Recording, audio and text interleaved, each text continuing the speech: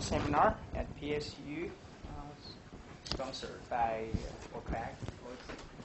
Today we are very pleased to have Cynthia Chen back with us. We gave a talk in this same transportation seminar 3 years ago.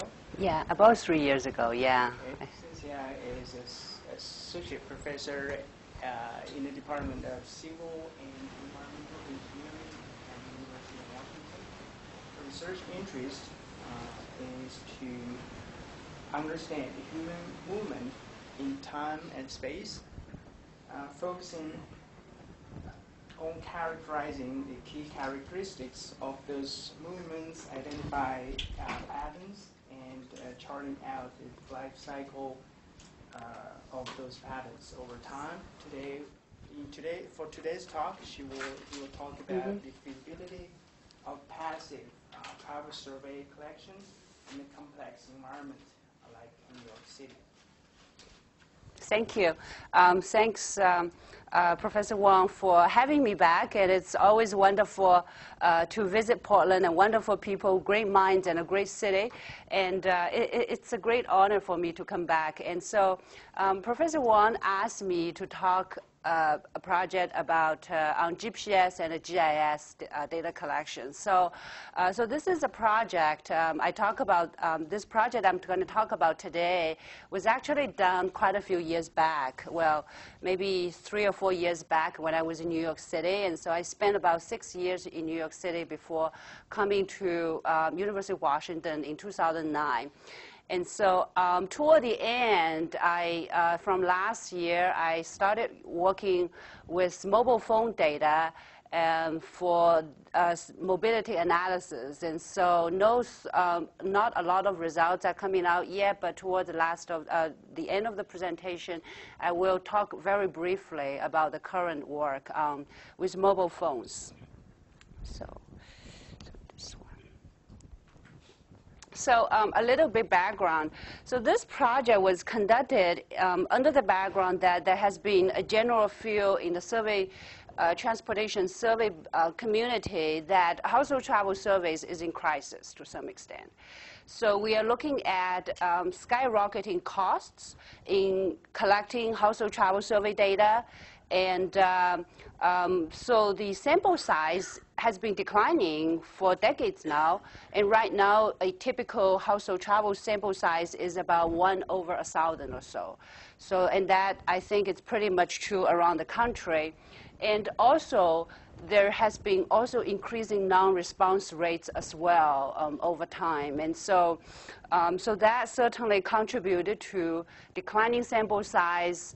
And also, probably more importantly, that the travel survey professionals generally feel household travel survey, even though it's supposed to be representative of the region's population, it is not. We don't think it is representative.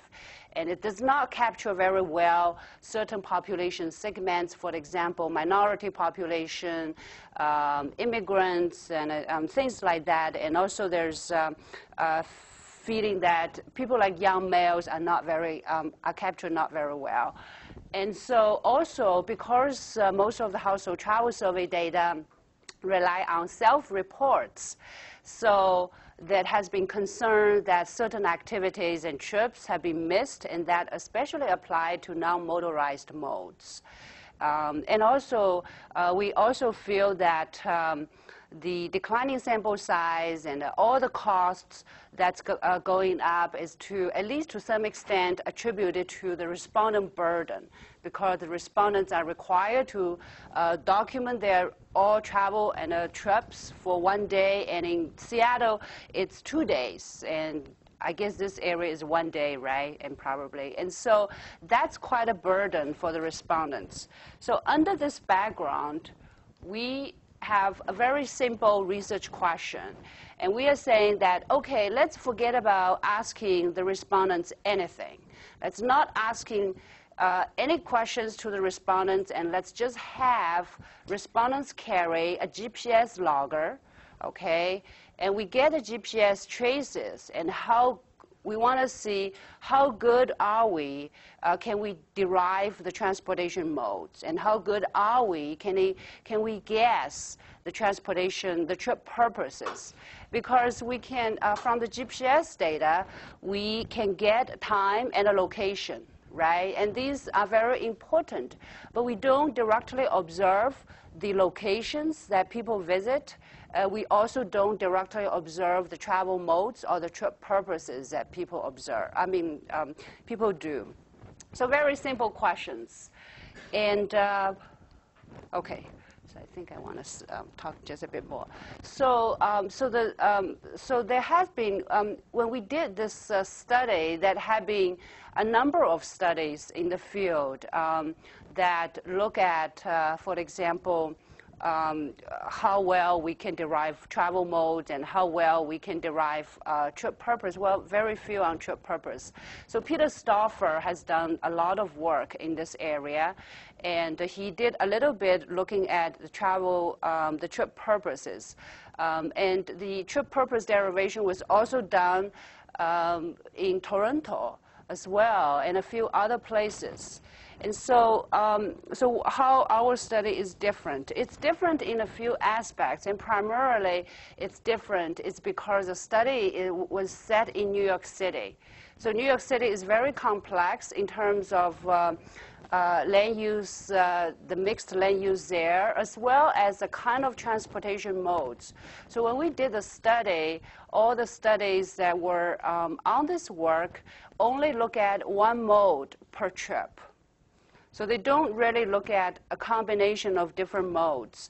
But in New York City, it's unreasonable. It's like not such a good idea just look at one mode per trip, because there has been a lot of combination of different modes. You've got subway, rail, bus, taxis, and cars, and walking, and especially in Manhattan. And so we felt that there was a need to be able to detect multiple modes used in a single trip. And as well, and so there are a few other challenges that are associated with study that I will discuss later. So that was sort of the background when we did this study. And this is sort of outlines. There are 4 components, basically, in this study. And one is that we need to develop a multimodal network database. I'm going to talk a bit more on that part. And we also collected a travel survey as well. So in the travel survey, we asked people to carry GPS loggers, but we actually asked them questions as well. I'll come back to this. And another component is just mode detection. And the last component is try to detect the trip purposes. Okay, so the travel survey. So we collected very small data sets. We collected 2 data sets. And one is about 20-something people, 25 employees from NIMTIC, and that's the MPO for the Greater New York Metropolitan Region. And they we asked them to carry the GPS logger for 1 weekday. And we also asked them to manually fill out a survey, a travel diary, as well as a memory jogger for the same day as well. And so we also, at the time I was with CCNY, City College of New York, and so we also collected another data set where includes about 25 or 24 people, students, faculty, and staff at CCNY, and we asked them to carry the GPS logger for 5 days. But on only one day, on 1 weekday, we also asked them to manually fill out the travel diary. So I said earlier that this is looking at a completely passive travel survey data, right? So you might wonder, why do we ask them to fill out manual survey? And this is primarily for validation purposes, because we want to, this project is about developing algorithms to detect travel modes and trip purposes, and we want to be able to have a true data set that we can compare the results of our algorithm. So the travel data set this manual collection is not for travel behavior analysis. It's primarily going to be used for validation. And so we have students going through, so on that particular day, we have students going through each particular trip on the manual survey, as well as looking through their GPS traces on Google Earth, okay? And so just to try to identify if there are missing activities and missing trips, and there are things that don't match. And the whole purpose of this is to create a true data set as realistic or as true as possible. And so we did actually find several missing trips and things like that. So the students doing this work, data collection, manual check of the survey as well as the GPS traces, they are not the same people who are developing the GPS trace, who are developing the algorithms on GPS traces, because we don't want the two mix up. And so that's the idea. Okay, so this is the GPS logger we used. It's iBlue 747. It's probably antique now, old now, but it's very light. It's about the size of a cell phone, and it's very light. And we asked them to keep the GPS logger on for a whole day. And so we actually have done, prior to this project, we had tested various GPS loggers, and we don't want to. We want to have the GPS logger last for at least like 20 hours before the battery dies out. And in the past, the studies that were done set the GPS logger not collecting the data when the person is stationary, or ask the person just simply turn off when the person is stationary. And this time we didn't want to ask them to turn off. And so, but we did ask the respondents to charge the GPS logger just as they charge their cell phone every night. So for the 5-day weekday survey, we actually send out daily reminders by email and ask them to charge the logger at night. And then at the end of the survey period, we just pick up those GPS loggers back.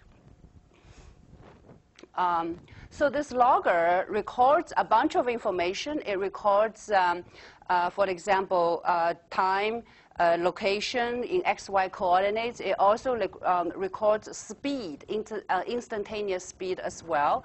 It also tells us the number of satellites that are used to generate this XY coordinates. It also tells us, for example, how the satellites are arranged in the sky to calculate this XY coordinate. So such information provide us some clues. So for example, the number of satellites, or how the skies, how the satellites are arranged in the sky, provide us some clues in terms of how accurate the XY locations are. So this is the New York City area, and 5 boroughs in color, and so I can pass that. It's very complex. It's about 8 million population and a very high density and extremely mixed land use as well. So these are kind of the 4 steps we use to detect travel modes. So I'm going to talk each step one by one. Okay, so first is this multimodal network database.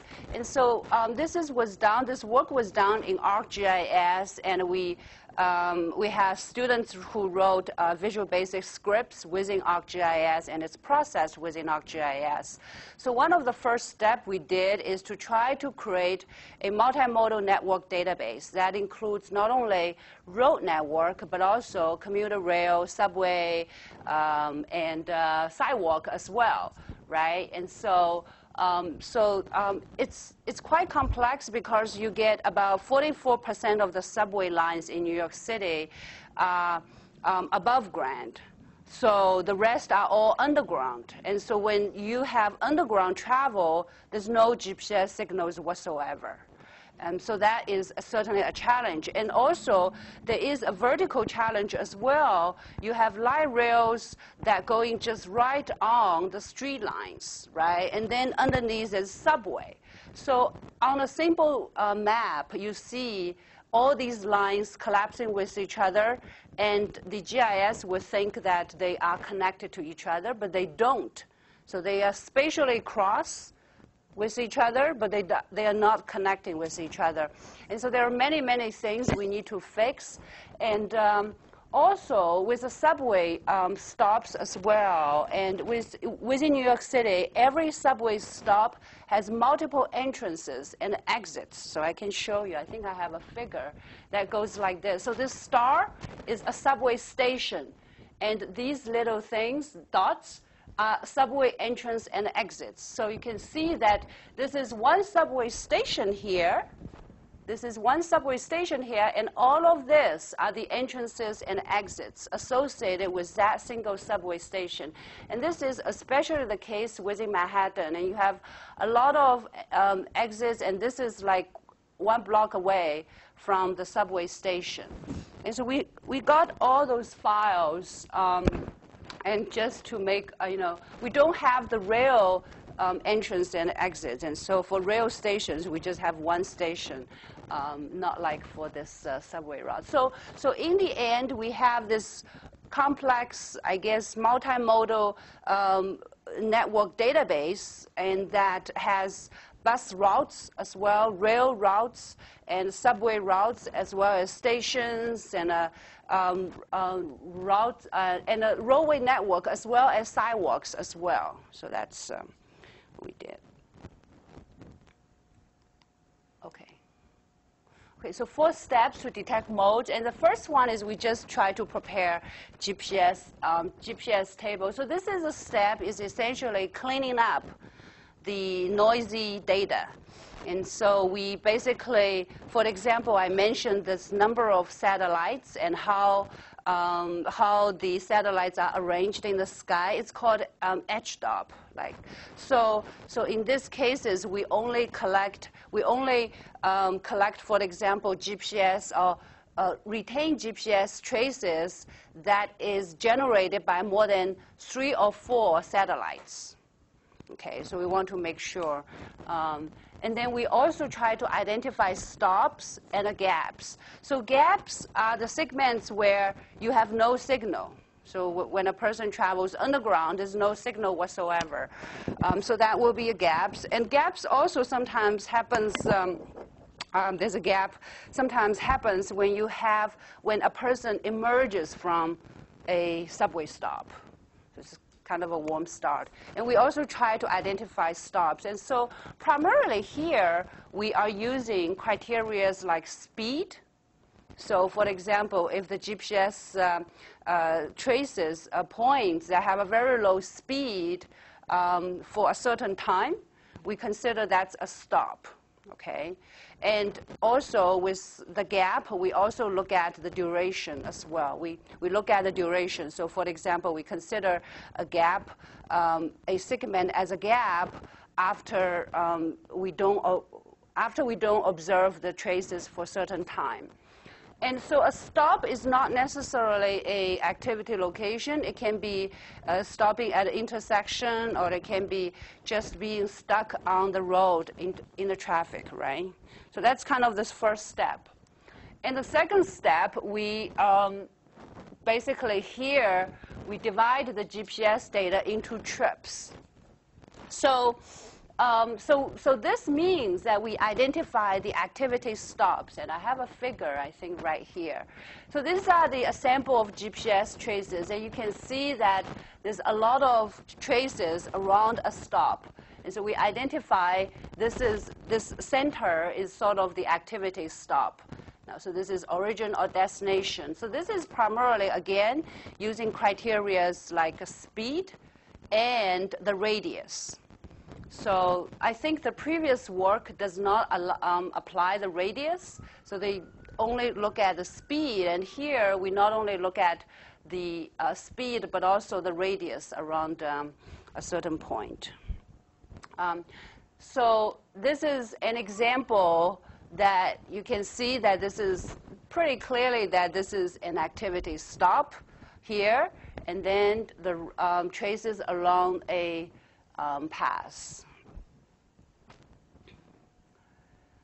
So that's the second step. And so the third step is that, so once we identify the trips, okay, so we want to identify trips.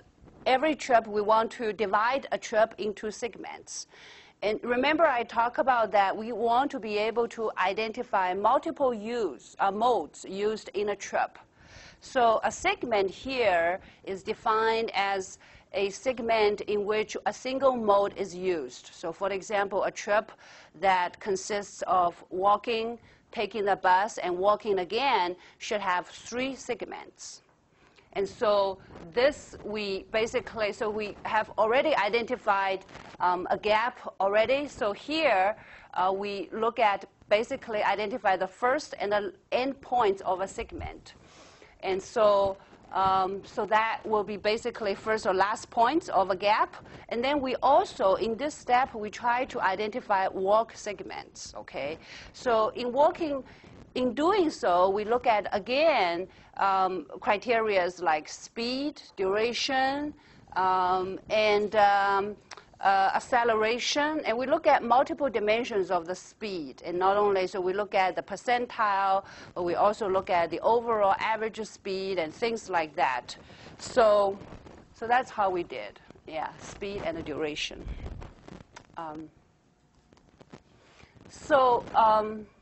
So here is, again, detect walking. So we've already detected, so previously I said we divide them into segments, right? And one of them is to identify walk segments.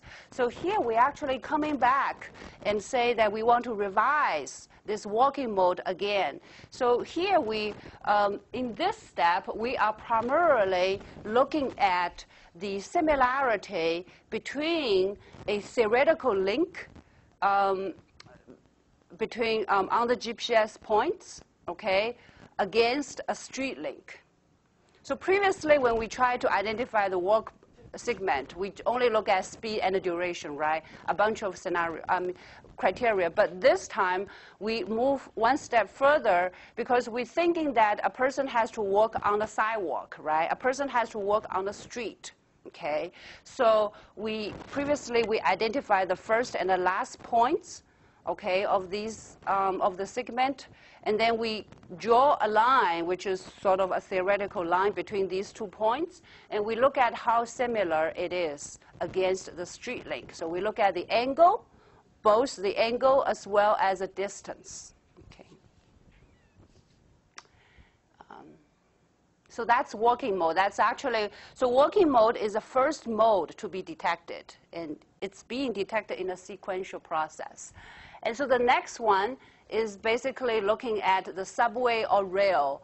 And this is, again, using fairly similar work is looking at the distance. So distance, the starting point, the last point of the GPS points on the segment, we look at how far those starting point and end points are to a subway station or to a rail station, okay? And we also calculated for every GPS points on the segment, we calculated the distance between a point to the link.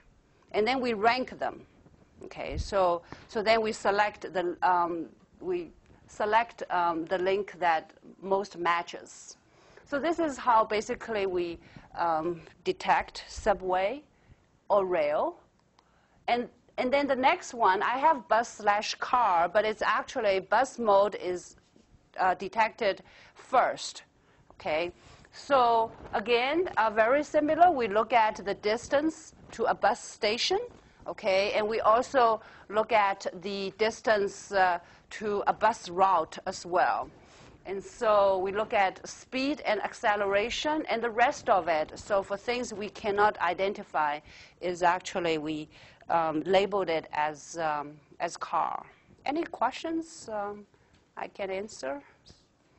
If you want to look at the detailed procedure, we actually have a paper. And so... I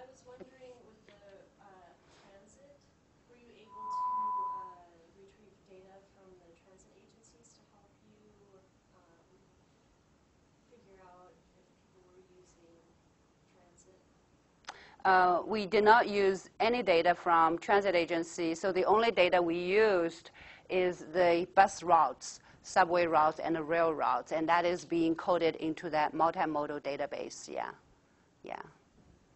So. Because we have to hand this Oh. these microphones around Oh, okay. for the student to be heard, and for those people that. Oh, okay. So I should left the question. Okay, I'm sorry. I should not ask questions. Okay, so okay, so this is I mean, it's kind of small, but this is kind of an output. So you have the 4 trips here, and for each trip, you have different segments here. And for each segment, we identified, bus, walk, car, for example. And these are the start point and end points of the segments of each segment. So that's the result, one of the result. So this is so this is actually an overall success rate with both surveys. And we have about 49 subjects. And this 49 subjects, and the mode is being detected for on every segment. So we have walking, subway, rail, car, and a bus. And on the last column, you see these are the success rates. And walking, we actually did a pretty good job, 92.4%, right? And subway is about 66%, and rail is the lowest, is about 35%. Car is 84%, and bus is 62.5%. Okay, but we also look at, but if you look at these two, so this is actually just coming from one survey is being filled out by New York NIMTIC employees. And you can see that the rates here is lower. Here is that on all 5 modes, the rates are lower. And the rail especially is 25%. And I'm saying that these rates are lower as compared to the CCNY ones. So this success rates for the CCNY ones is much better than the NIMTIC ones. And the reason for that, we do understand the reason. And there are several reasons for that. And one of the reasons is exactly what I said before, is the urban canyon effect. So with urban canyon, these GPS traces bounce off. So prior to this project, we did some experiment, and just to understand how bad the urban canyon effect is. And so the worst place in New York City for urban canyon effect is the Wall Street area, where you have very narrow streets and very tall buildings. So these GPS traces bounce off the tall buildings. And we calculated that we have a person walk around. I have a figure, so I have a figure here. So I'm actually going to talk about this later. So I'm just going to say that briefly. One is the urban canyon effect that is causing this particular set is lower. And why? Because NIMTIC office is about 1 block away from the Wall Street Financial Center. And with this survey, that CCNY is located in Harlem, which is Upper Manhattan. And there are still in Manhattan, but it's a lot fewer tall buildings, and also the streets are a bit wider. And so you have, you see the higher success rate here. And the other reason for the low success rate on the rail for this NIMTIC data set is because that a lot of the rail subway transfer points in New York City are actually underground. So you have Grand Central, you have, a few places that is all underground, like Pass Station coming to World Trade Center. It's all underground. And when you have underground, that nothing is received. No signal is received. And the NIMTIC employees, a lot living in New Jersey, quite a few, as well as living in Long Island. And so they take the commuter rail out to the region. And when they get on the rail, we don't see it, okay? And the study boundary is cut off at the New York City boundary, but commuter rail goes into New Jersey or New York State. And so that's, I think, is a reason that for this name-tag employee. But with CCNY, you see a higher rate for picking up the rail is because the students primarily live in Bronx and Queens. And so they do take, for example, Long Island Railroad and Metro North, but a lot of it is above ground in Queens and in Bronx. So we don't quite have that problem. So I talk about the challenges, yeah. So coming back to this urban canyon effect. So this is, I have a figure. So this is an illustration of the urban canyon effect. So in this here, we ask our student to walk around Wall Street 30 times, just walking around in circles. And you can see that the GPS points generated are all over the place, okay? And we calculated that the average deviation in the Wall Street area between a GPS points to a street segment that the student is walking on is about 55 meters. That's quite a bit for GPS, okay, 55 meters. And in upper, the average New York City, we tested in various places in New York City, in Manhattan, and the average deviation is about 15 meters. But this is, on Wall Street, is about 55 meters. And so that's urban canyon effect. Okay. So warm start and a cold start. And so I talk about, so with warm start, I mentioned this a little bit earlier, is that the GPS trigger logger needs some time to reorient itself after losing contact. So when a person is riding a subway underground, there's no signal, right? And when he emerges from the subway station, the logger needs time to reorient itself to start getting the XY coordinates. And this is, again, affected by the urban canyon effect. Because on average, that it takes about 10 or 20 seconds for the GPS logger to reorient. But in Wall Street and Midtown as well, Midtown and Lower Manhattan, it takes about 3 minutes. Sometimes it's even longer for the GPS logger to reorient itself. So when the person carries a logger, that he emerges from the subway station, and he would just walk away. So by the time the GPS picks up the signal, this person might be already quite a few blocks away from the station. And so that is certainly a challenge. And so I talk about this complex, and traffic congestion is also a challenge that I think we could. So there's a lot of traffic congestion and then the bus is very slow and it stops all the time. So in some cases, I think bus can be mistaken as walking because the speed is so low, and sometimes it could also be mistaken as car, but more likely it's going to be mistaken as just walking on the street. So that's another issue. And of course, mixed lane use. So I have one slide on the trip purpose identification. And so here we look at two kinds of trips, and one is home-based trips, the other one is non-home-based trips. For home-based trips, we look at 3 purposes: mandatory trips, like walk and going to school, and personal business trips, like going to doctors, shopping, as well as recreational trips, social recreational trips. So 3 kinds of trip purpose under both home-based model and a non-home-based model. And we want to see, we ran 2 models, and they are essentially, and we match against the land use file. land use parcel file in New York City. And we ran two models essentially. One is for home-based, the other one is for non-home-based.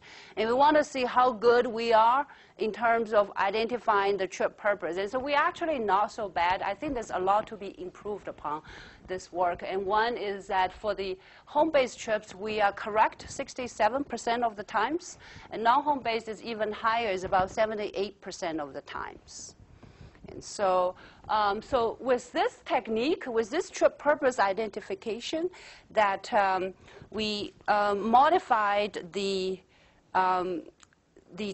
activity location identification algorithm a little bit.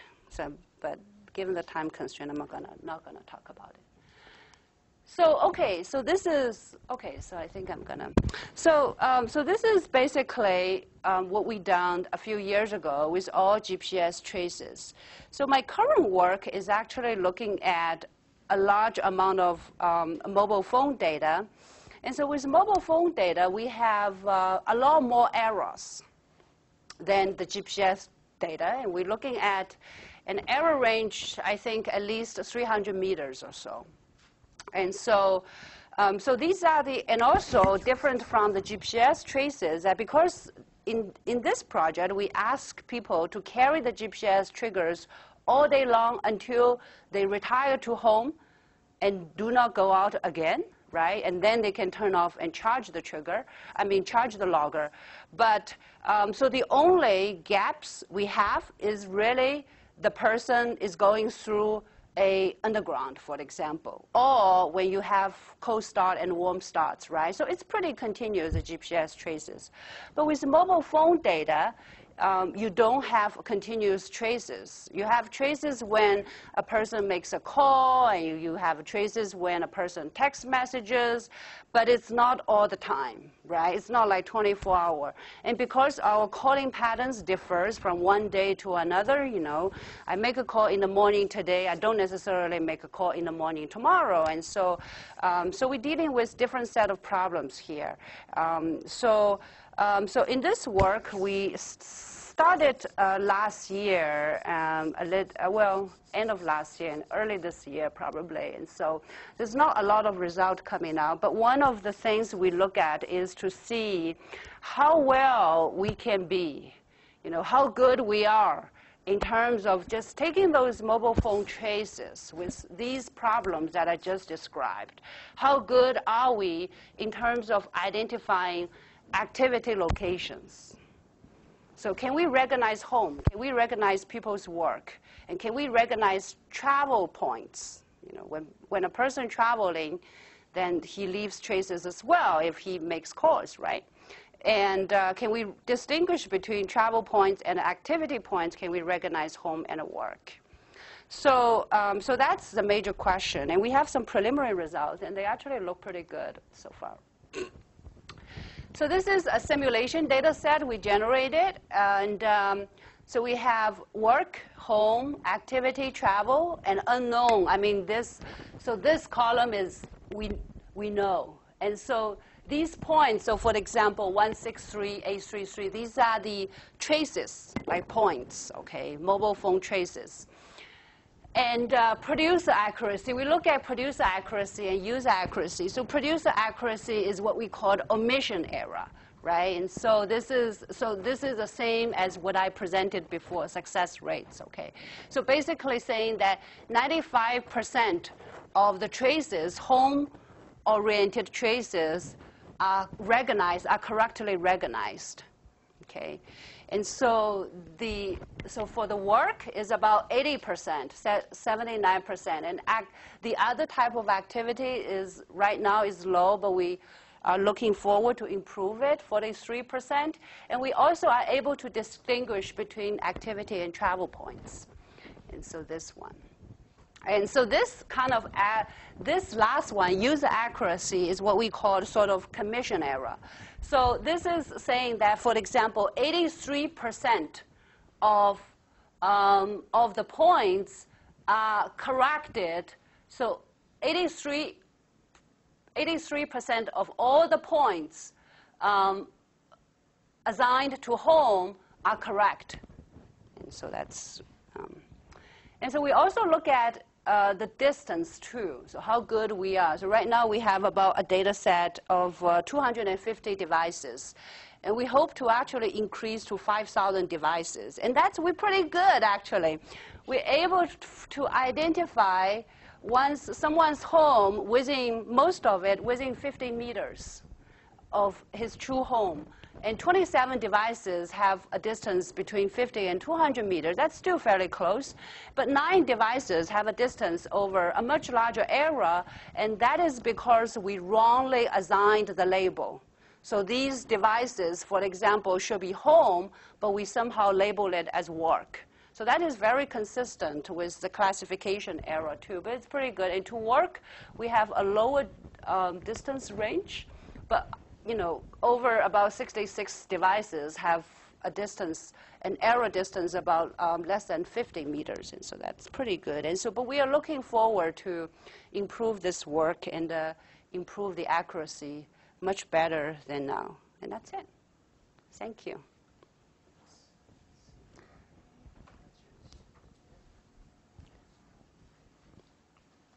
So in this last part, did the people whose telephone data this is know that they were being tracked? No, this is we generated on a simulation data set. So it's a simulation data set. We took actually real travel diary, and so we know the true trajectory. We know where they live, where they work, and then we generate sightings.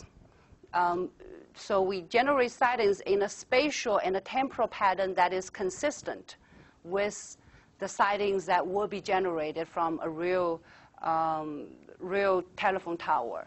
And so these are not real people, and they are not, yeah. Mm-hmm. Because we have to generate a simulation data set that we know the truth in order to test the algorithm. Did you set maximum distance for walking? Uh-huh. I'm sorry? Did you set maximum distance for walking mode? No. This is the straight distance. Are you talking about this distance? No, I mean... Oh, I'm sorry. Okay. I mean, did you set a maximum distance for walking or for bike? Maximum distance for walking or biking? Yeah. I don't think we set that. We set the minimum. We set a minimum time, minimum duration for a walk, for a segment, for a walking segment. So that is because sometimes you have error GPS points that is not quite right. And so we want to accumulate a certain time to identify a walking segment. I don't think we set a maximum, but that seems to be a good point that a person should not walk for 2 hours, right? That's a good point, yes. Thank you.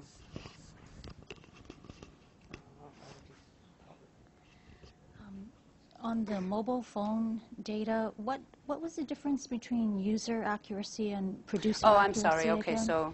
so this one, producer accuracy is just what I presented before. So the rows are the true ones, and the columns are what we predicted, right? So 95% is basically saying that 95% of the traces are correctly identified. So 5% is omitted. So that's what we call omission error. But user accuracy is saying that 17% is wrongly committed. That's a commission error. I think you are more, forget about user accuracy.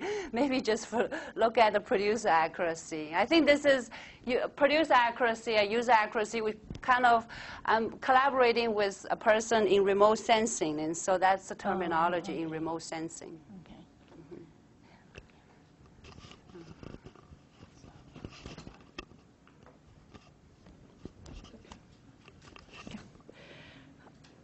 How about, do you think, how about using both the methodology, like GPS technology, with the traditional survey methodologies? Because although it has a lot of the benefits, but there are lots of post-processing with the result using get both methodologies. I'm sorry, which Yeah. both? One is the traditional. GPS and the other one is traditional, because traditional okay, yeah. has like Right. missing information, many missing Right. information, but GPS device has like lots of post processing. Yes. Right, to get the accurate information. So I'm wondering, how do you think about using both the methods I at think that's a once? good idea depending on what you want to do. And so I think there has been a lot of developments looking at sort of a hybrid method with GPS and the traditional method. I mean, not that traditional. I guess, for example, there have been developments looking at doing web-based travel survey. And so they collect the traces, and then the traces has been processed online, and these traces, after processing, you can present what you have processed to the user. And so the user, so then at this stage, the trajectory has been built already, or partially built already. So then the user would just get on the web and correct, and saying that, okay, this is not, I didn't go to this stop, so he or she can correct that. So there have been developments looking at that too. Yeah. When you talk about fixing or improving the accuracy in the future, does that mean simply changing your assumptions in the algorithms, or collecting more like transit schedule data, detailed zoning data to be able to calibrate your results? You mean better? this project or the other one? Well, the other one. Well, both in general. So when this type of, you're trying to guess where people are going or how they're going, what they're doing. So for this project, we are not planning actually to detect travel modes. That's not part of the work. And I think it's simply because it's going to be way too difficult, because it's very partial data, and it's not continuous. So this work, we are trying to improve our accuracy in terms of recognizing different types of locations. And from that, we can build a trajectory. But we're not planning to identify the travel modes. Right, but when you're improving the accuracy, are you looking to compare to, so for this case, compare to zoning data, or just improving your assumptions on? Yeah, that's part of the work that we are improving. We hope to look at the zoning data, but probably after. So one of the improvement that we will do is to build a more behaviorally oriented algorithm that looks at the repetition of people's movement over time. And so I think that should improve a lot. So I think the last step will probably try to look at the lane use. Yeah. I think there's a question in the back. On the non-mandatory activities, social recreational versus personal business, how do you distinguish between those, where you may have multiple uses vertically at a location? So, so we look at, so we estimated two models, and we look at a few things. We look at, so one of the things we look at is the time of day patterns. So, so time of day has been pretty important, that because if you look at travel patterns for different type of trip purposes, they tend to peak at different hours. And we've also, so that's one part of the variable we look at. We also look at the lane use as well. And so we counted the different types of lane uses around a location within different radiuses. I think we tested like 50, 150, 200, and 250 radius of a location. Yeah. For the project that we did, for that project on trip purposes, we did not look at the repetition of the travel pattern, actually. So that will be a big part, I think, that can be improved upon. Because we understand work is relatively spatially fixed and a temporally fixed activity. And it's has a pretty regular interval. Yeah. Thank you. I think it was very nice and clear. One thing is about the phone devices, like the new generations going from iPhone 3, 4, 5. The first question is, are the GPS and the signal data you get is getting better as the phones are getting more sophisticated? Mm-hmm. And the other question is, in terms of when you're talking about the phone and getting the, when people call, versus that's kind of very passive versus Mm-hmm.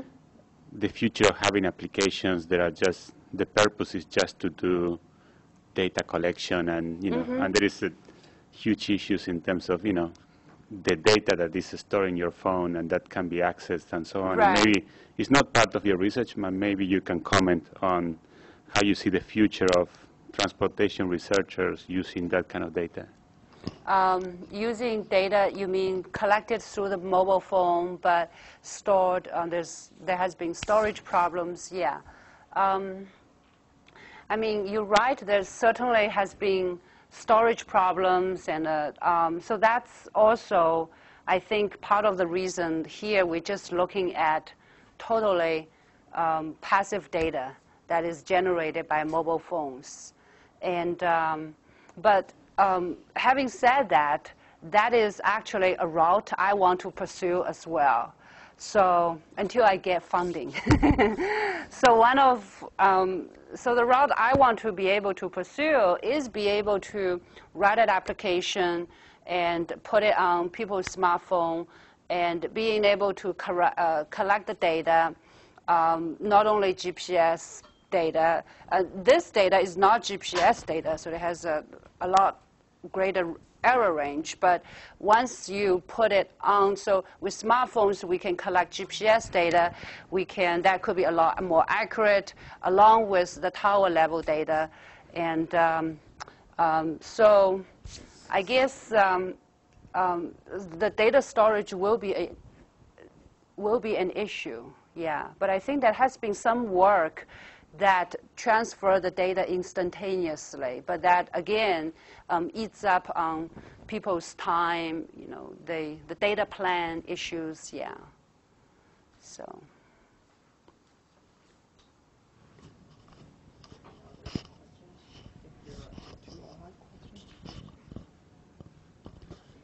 I did have one question on the GPS accuracy.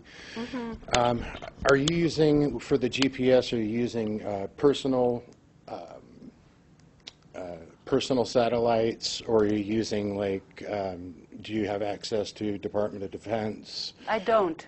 More accurate GPS data sets? No, I don't have access to Department of Defense. Well, what I'm asking, Yeah. with the City of New York, it seems that you might be able to gather better information with those more accurate satellite systems. No, these are just so the loggers we use cost about $50 at the time. It must be much cheaper, a lot cheaper now. So it's a cheap version, and the data we collected are just generated by, not Department of Defense expensive satellite system. I mean, their GPS traces will be as accurate probably within 1 meter, and probably even less, but no. Okay, Yeah. thank you.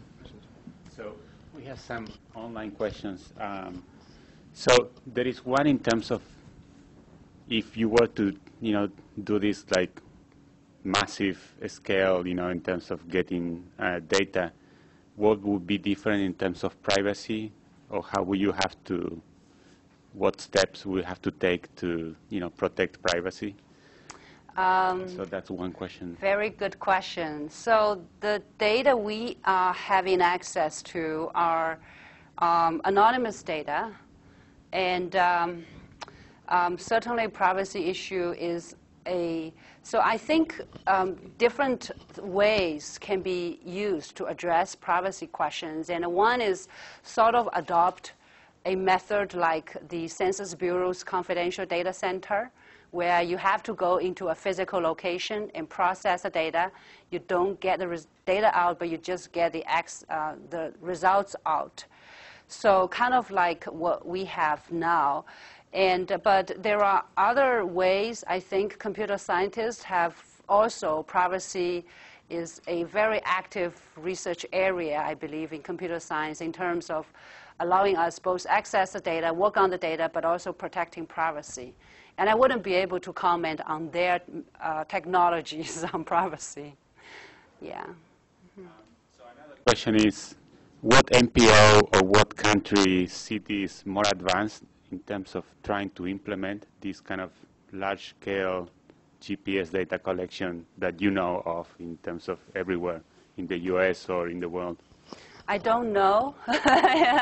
I don't know what MPO's plan. I just feel, I know that people have been, some have been using these data to derive OD matrices for MPOs and for some DOTs, and that I do know that's a fact. But the problem I see is that there has been little validation results, I see. And that seems to be the major problem. And so even though this data is massive, may account for 10% of the population, which is much greater than the sample size we have, but it's still a partial, it's not a whole population. It's still a partial data set. So not representing the entire population. So for example, I think about my mother who only turns on her phone when she wants to call. And then, you know, she will call me, and then if I want to call her right back, her phone is turned off. You know, that's, she only uses when she makes a call, you know, that's all. So her travel pattern is not going to be captured for sure, right? And so I think that needs to be, I mean, I feel it's a promising area, but it needs to be validated. And so that's also, validation is also a part of the work that we hope to pursue in the future as well, because we want to take a sample data after we identify the home and the work. We actually want to match against the data on the Census Bureau, in the Census Bureau that has a whole population. And just to see not only how good we are, this step is talking about how good we are in terms of identifying home, work, and these activity locations, but in the validation step, we want to see how good are we in terms of representing the spatial distribution of the activities in a region. I mean, I kind of feel it's a promising area, but it has a lot of work to be done.